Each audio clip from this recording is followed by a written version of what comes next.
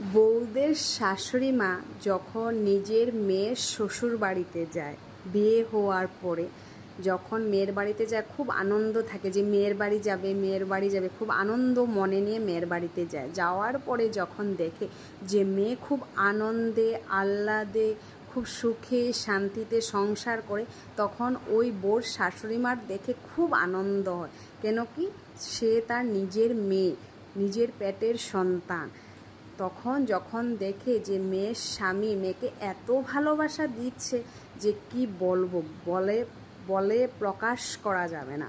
কেন কি মেয়ে যখন রান্নাঘরে যায় স্বামী হাত বাটায়, মেয়ে যখন কাপড় ধুতে যায় স্বামী হাত বাটায়, যখন নাতি নাতনির কিছু অসুবিধা হয় সেখানে স্বামী গিয়ে পাশে দাঁড়ায় মেয়ের সাথে। যখন মেয়ে বায়না করে আজকে রেস্টুরেন্ট যাব, কালকে পার্কে যাব, আজকে সিনেমা হলে যাব, তখন স্বামী সেই মেয়ের মর্জিটা পালন করে। তো তার মতন